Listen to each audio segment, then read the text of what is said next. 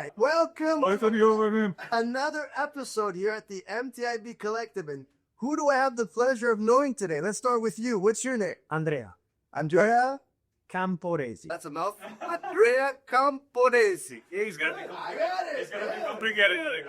Don't worry, man. And you are? Sabino Papeo. Sabino Papel. What are these two names? I love these names. Powerful names. And where are you guys from? For those that didn't pick it up already? We are Italian. I am from Emilia Romagna. I'm from Puglia. Beautiful. I've been to both. Amazing places. Nice. And The only one that knows Puglia. maybe The valore più. I was going to ask you, so what do you guys do? And we'll go a little back and forth to make this simple. What do you guys do? What's your business? Where you guys based out of? Let's share that with the audience. Okay. We are a team and we create a company called Camporesi Pap Group for the last names. Really original. Hopefully that somebody's gonna understand. Or really original. And we do residential real estate, luxury residential real estate. Luxury residential real estate here in Miami. Miami. South Florida. South. We'll go up to Palm Beach too. Yeah. Up the park. It's very good. We had some clients that we had to go like in North for Lotte, Palm Beach and everything. We don't mind driving. Actually, Florida is beautiful. That's good. I like that. How long you guys been doing this? I get the license in 2018. Amazing. Okay. So right before COVID. Mi guarda sempre 2000. around COVID and a little bit after that. But we start to work together in 2021. Yeah. 2021. How'd you guys meet? Oh. You want to know the truth or they can? Okay, no. In a network. We used to work in hospitality and he had a friend in common. And basically at night we were like, okay, what are we going to do today? We went to Blue Martini in Braco. I was with my friend, that he was the friend, and we met each other. We were slightly wasted. And we met each other and we never separated from there. Later then. We were James of friends. So basically, you guys went out to have a good time, a night out in Miami, and since then, it just hit the Not a business, yes, basically. I love We the found a partner for life.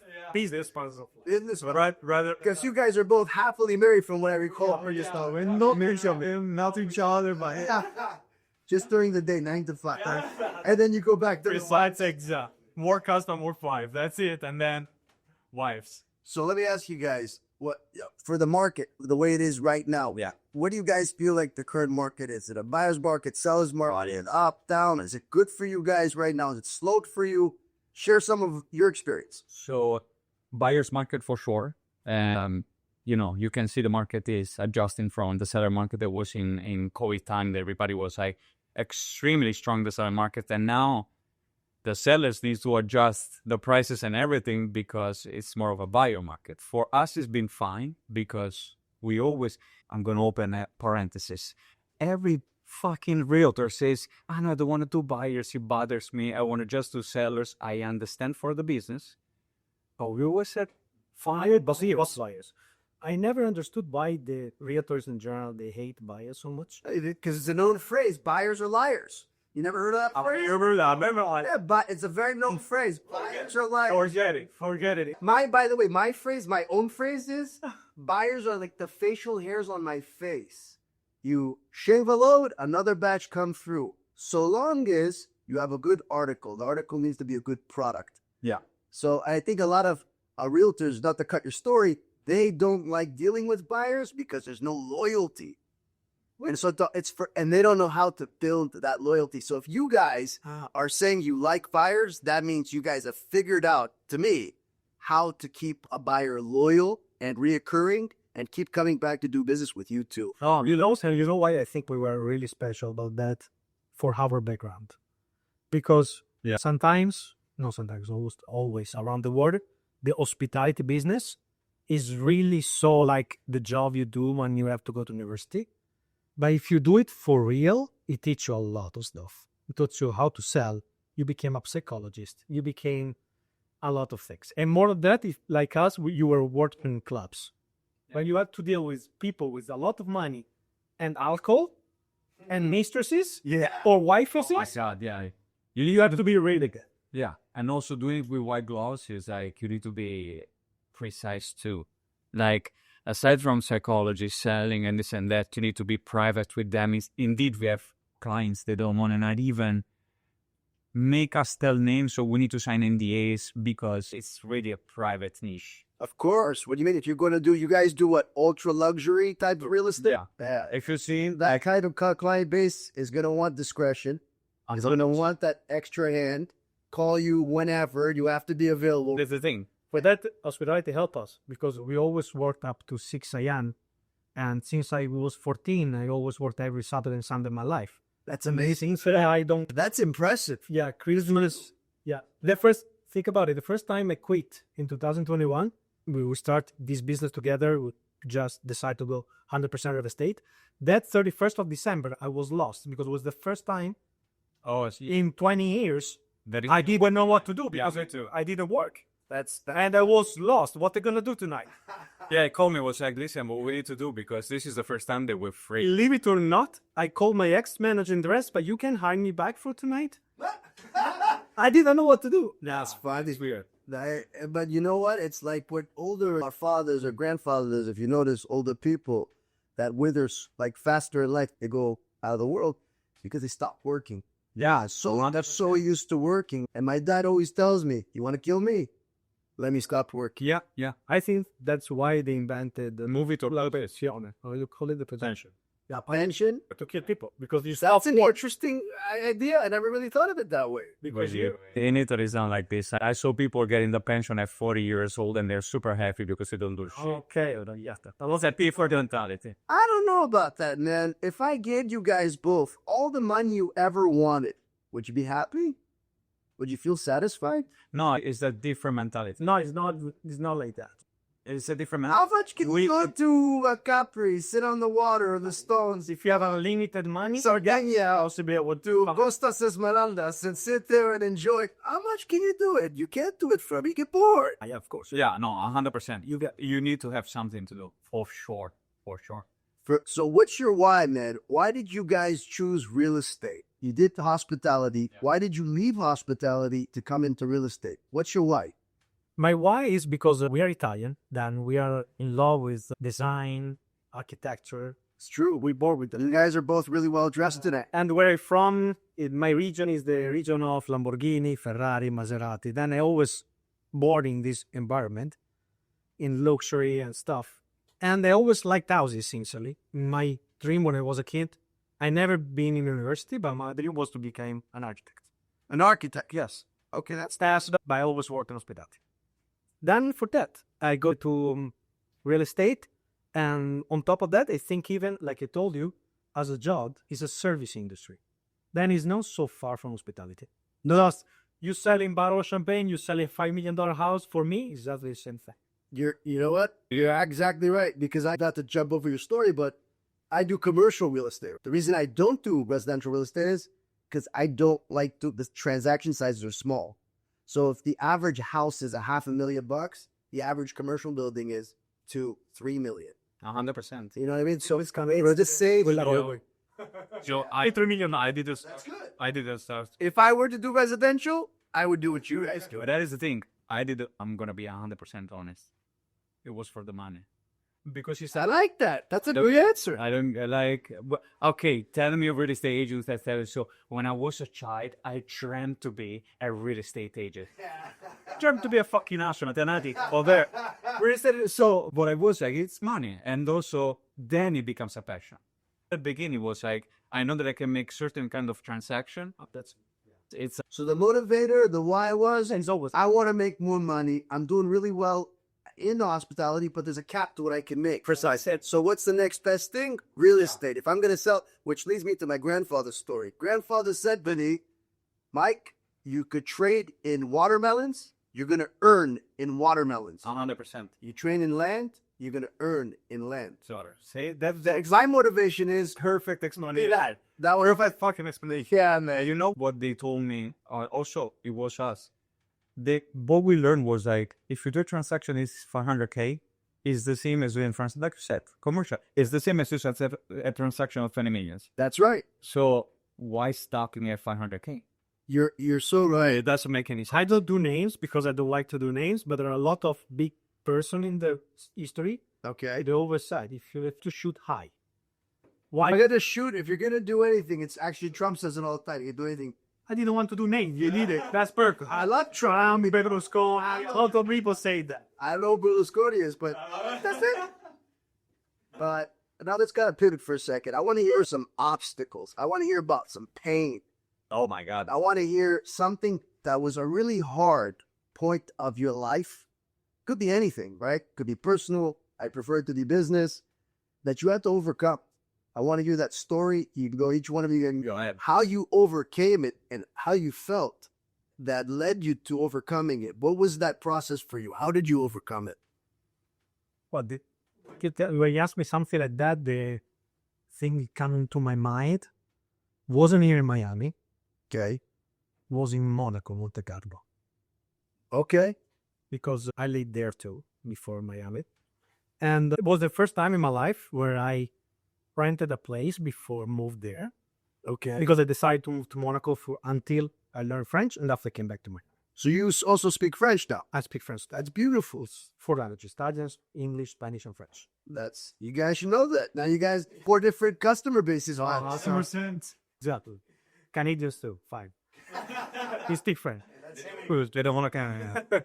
And it was the first time I rented a place before going there. And the night I arrived, the real estate agent called me, said, "Sorry, it was a mistake. The place is not there until a month." Oh, wow. Then it was okay. I was me with my girlfriend at the time, and I had to sleep. It was like 1 a.m. The city where we'd been was a really small town. There were no hotel open at the time. Oh, wow. Yeah, I slept in the car. The day after, I told her, "Go wherever you want until I don't call you. Forget it. We need to find a place." And I found it at 4 a.m. in the morning, the night after, which another real estate agent, a lady, answered me. I don't know how. At 4 a.m. and she gave me the key at 5 a.m. I called her. She said 4 a.m. the morning. Yeah. You said, huh? She was Italian. I love. No French. I record you like on Google Maps looking Italian. I can tell you this. Somebody could ask something like Craigslist, but there Sure. to look for appointments. Sure. Okay, and I start to call everyone. That's crazy story, man. That was the That goes to show you a little bit of that perseverance that a lot of us go through in life. And not everyone knows how to cope with the situation. You were stuck. You had nowhere to sleep. You came to a new place and you made it work. So good for you, man. It's a beautiful story. Thanks for sharing that. How about you? What you got for us? Oh my God. To me, business related, I don't see anything as a problem. Everything is easy. Good. And I'm going to tell you something personal. Sure. My worst period, it was when I had my mother with cancer, and I lost my mother with cancer. I'm very sorry. No, but it happened. See, it's not That's easy. It's your mom. Yeah, but whatever made me change my perspective of things was a person that I knew. Because when we knew that she was diagnosed, I ran to him and I was like crying and everything. And it was like, this is why I like Stoics a lot. Stoicism. It was like, listen, you need to stop, take a deep breath, don't cry, just think of what you need to go through, whatever is bad or good, and then you just get used to any idea that it can be. So, either she dies or she gets better or whatever, you need to do your job in the moment, and death to me was a change of life. Of course, just that thing. Then I lost my mother and everything, and I was going through the motion. Sure, I was helping her. I did whatever I could do. And then when she died, I was like, okay, we need to bury and we need to live because we cannot get stuck in the past. That's a really tough thing to go through. I'm sure. Sorry if it was a business. I'm sorry if it was. What do you mean, man? That's to me more valuable than business. I think the fact that you had to go through that was not easy. It's probably harder than most things you could go through in your life. We all are going to have to say goodbye to our parents at some point or another. Yeah. But yeah, it's not easy, man. So thank you for sharing that. Not only your story. I hope that somebody takes some good from it. Like I did. That's the beauty of Stoicism, right? It's like just figuring out, it's a practical way of life. Yeah, It is what it is. you need to work on whatever you're in front. Yeah. It doesn't matter the result. It can be positive or negative. Absolutely. Absolutely. So let me ask you guys, if I gave each of you $1 million cash today, okay, what would you do to help grow your business? What would be the strategy behind doubling your income, tripling your income? What do you guys think you should do? Oh, us.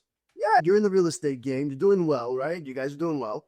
And you just got a capital injection. Whether I gave it to you or you guys made it. And you want to grow. Yeah, what do you do? How do you do it? What's the plan? Hitting more the markets that we have. Meaning, we are one by one person. I know that it's not scalable, but what we would do is literally go to the same places that we know that our clients are, which is not just in Miami. Okay. It's Europe, famous places in Europe and this and that, and build the clientele from there and scale with this kind of clientele.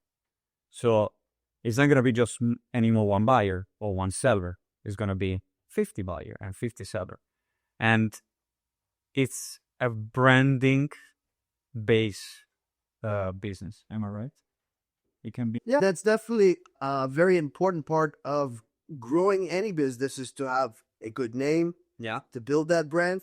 Right here at the MTIP Collective is a brand new incubator. Yes. Okay. And hopefully I'm making a decent impression for you guys. Amazing impression. I appreciate that. Let me tell. No, we're fan. I don't know what we expend to you, but ultimately for me, it's how do you take these two beautiful personalities, if I were you, right, and put them on camera, because that's one to many. And if people see, which they are seeing right now, these gorgeous faces that have this charisma, this mindset of service, white glove, luxury market, then that's what I would do on scale. So it's take capital and find a vehicle. There's only really 4 ways to advertise and brand yourself. There's the referral business, which is obvious to most small business owners. Yeah. 2, there is organic outreach, which is what we're doing here. We're making social content that brings some value to some people, share some insight. There's paid ads, which takes that social content and pushes in people's faces. And then there's cold outreach, which that's probably where I live the most. I made all my money doing cold outreach, and all 4 of them work. Yeah, 100%. And I'm assuming for most people out there, if you do a really good job, you're going to get referred business. 100%. But ultimately, how many referrals can you handle? So what I was really trying to shoot for is, even if you get your brand out, which you guys are doing great, how do you duplicate you? And so what's beautiful is there's AI today. And there's all sorts of fun things you guys can institute with AI. And I was going to ask you next, are you guys using AI in your business today? If so, what? My wife, she's sometimes asking me how my girlfriend does, which my girlfriend is ChatGPT. I use it enough. No, really, we use a lot AI. How do you use ChatGPT today? I'm using ChatGPT to find the way to do lead generation, for example. So to teach you strategies, techniques, writing me email. For example, ChatGPT, my new girlfriend, teach me some stuff in the last 10 days. What we're using a lot, it already gave us back something.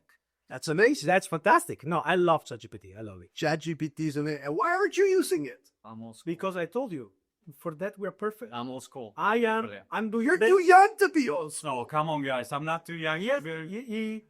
We complement each other. Okay, sorry, thank you.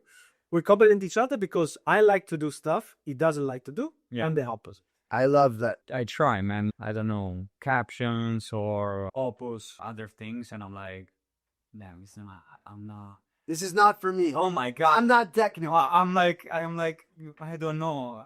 It's not for me. Or ChatGPT can understand. And what's great is, if it's not for you, it's for the guy you write a check to get it done for you. 100%. That's really what it is. There's a bunch of things I don't know how to do, and I just pay to get ahead. Yeah. That's really what it is. Okay, great. So I want you guys to share with me a story of a great deal, an epic deal that you guys did. Any story you want to share, but it has to be a transaction that you actually closed. You don't have to tell me who the owners were, the buyer, seller, the location, of course, but I want to share what that experience was like. I would say we shared this because it was the pivotal from doing normal transaction. It's not our biggest, but it's what it was from normal transaction to understanding that a normal transaction is as the same as a big one. You can see it was a tryout for the big league. It was your first big deal. Yeah, That you guys saw that there was no difference between a smaller size deal. precisely. Even easier, actually. It was easier. So you guys weren't like more paranoid, scared.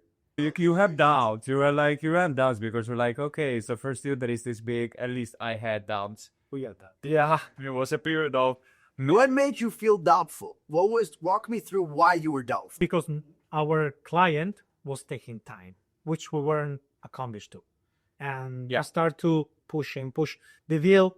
We should close the deal in July, and we closed the deal in January. Yeah. And we Wow, that's a long time. Yeah, because he was waiting for something. And we start to doubt, Can this guy close? the guy is he gonna joke you with that? Was the deal hard when you were waiting? Was it non-refundable? They waived contingencies and you were just waiting? And Andrea was soft for 6 months. Soft for this. What a seller. I like those kind of deals. No, it was a hassle because, and on top of that was our first experience with, okay, I want Italy. And then you also start to doubt because somebody that tells you, I want a house in Miami. Then he says, no, but I want to see something in Fort Lauderdale. And then Boca Raton, Palm Beach. We're like, yeah, but there is a little bit of confusion on that. The problem wasn't the location. The problem was the architecture, the house, if it was turnkey. It was all of that. He was very specific with what he wanted. Yeah. And he was willing to roam. he didn't care where.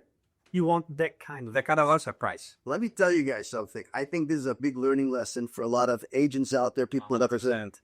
The fact that you had to stick around for almost a year to do this deal? This summer month. At least 6 months. And you didn't give up hope, even though you were weary.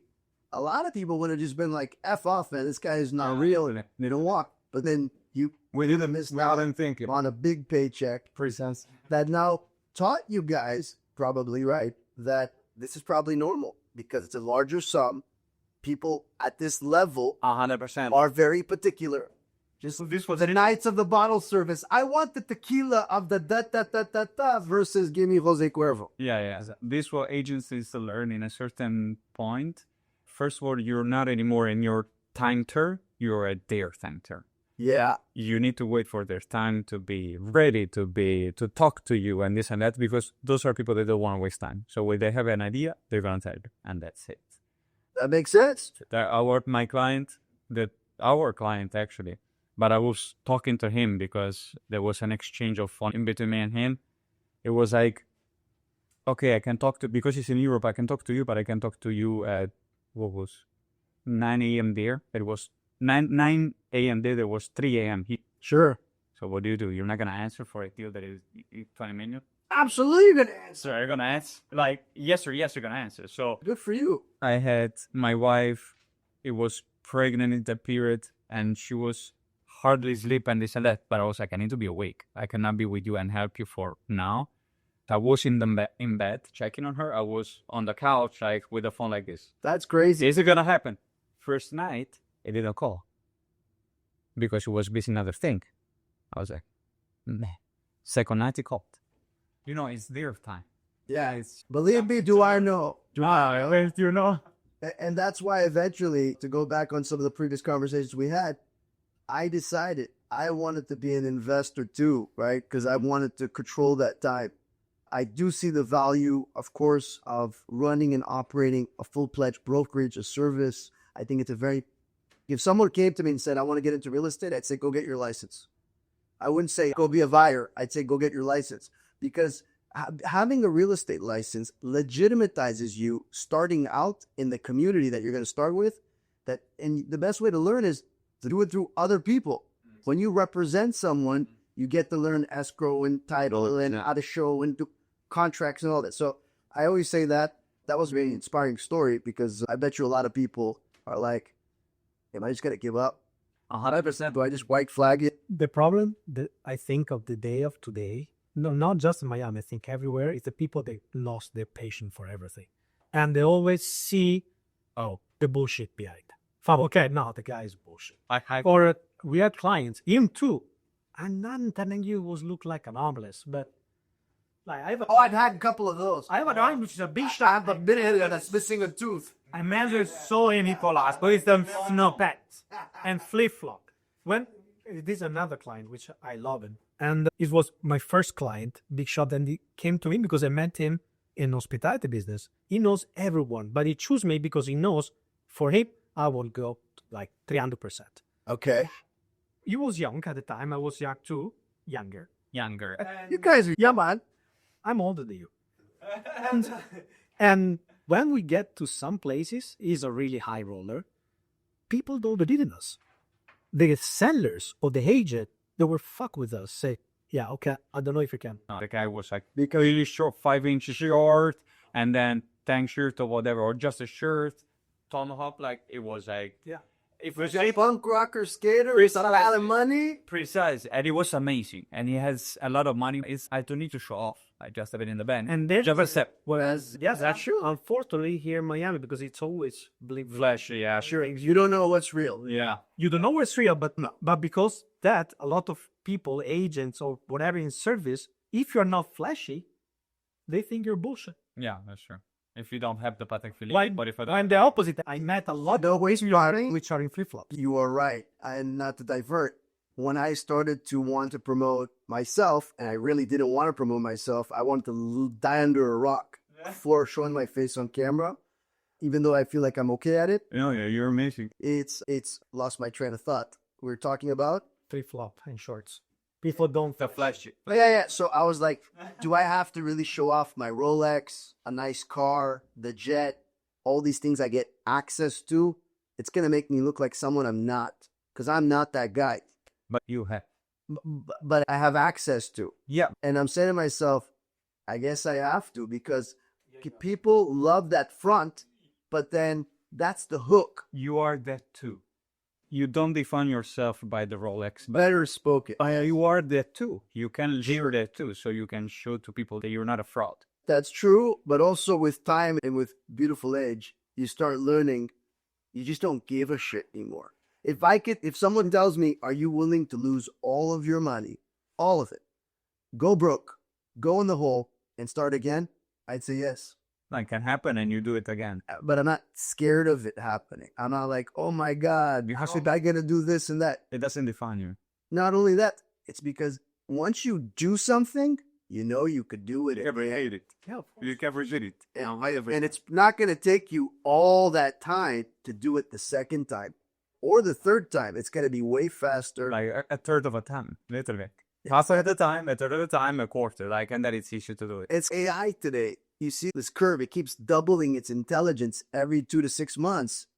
It's an exponential curve, which is scary. That's what happens which is scary. Yeah, it is scary. Are you scared of it? No, but I remember the movie High Robot sometimes. I was in movie. You guys know that the robots are here.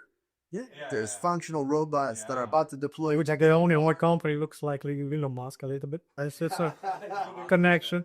It's a little scary. So let's wrap up with this. I want you guys to imagine I'm like the magic Wizard of Oz, and I could take us back in time. Okay, so I'm like, back to when you were kids or younger versions of you. Okay, and you get 5 minutes. You have a little portal. You show up, and it's you, but younger you. Okay. What are you going to share with younger you? What would you share with them? What's a message you want to give in that 5 minutes? That's all you got. That was very important for that younger person to know for your future self. What would that be for you?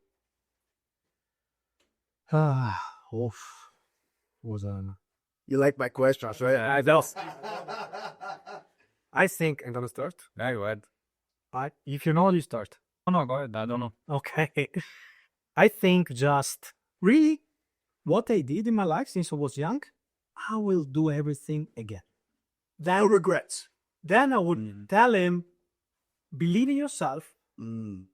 If somebody doesn't treat you like you treat them, just fucking or fuck her, whatever, and just do yours, believe in yourself, put your goal down, and go straight like a horse. That's it. So Which are almost what I did at the end. I love that. I start to give Who taught you to think that way? myself, unfortunately. And What was a tough, unfortunate, was a tough youngness. Yeah, youth. tough. Yeah. You know what? Sometimes the toughest people that are out there today had the toughest childhoods, and that's done. And I'm thankful for that. Yeah, Because I know you weren't then, but you are tired. no, I know because I am what I am today. Thanks for that too. Yeah. And what really changed my mind was a course I did like in 2000. I was 90, and this really opened my mind. And after 3 years, I was here. What's the course? Sure. Was like an academy, Tony Robbins style. Okay, love Tony Robbins. Yeah, I'm also Tony Robbins, sure, because I didn't speak English. So the Personal growth. Yes, personal growth was at MLM, was a multi-level company. We were working in solar panel in Italy. 20 years ago, they were like the first. Okay. But all MLM, they want you to buy some stuff. Yep. But they cannot sell you a solar panel if you don't have a house. So, how are you going to do? Then they're selling you an academy. What they sold was an academy, Education. an education. And the first 4 courses were only on growth. After was in business and money, whatever. But the first 4 were on growth, just person. And that really impacts. And that's what changed. So would you recommend people that for them to help grow, to go and sign up to a course that they would like? So true. Is this value in that? Yes. I bring him too. To Tony Robbins one. Tony Robbins. I brought him. Oh, okay. Yeah. You didn't MLM him into it, did you? No. Okay. No, he was like young. Younger. He's still super young. Yeah, at the time. And let's hope that we all stay. Maserati was 13. No, I don't remember. I was finding you were 13. That's crazy. I love it. So how about you? If you could go back in time, what would you say to your younger self? Oh my God. Everything will pass. Everything will pass. Everything that is like, sometimes we put so many thoughts in whatever happens in our life.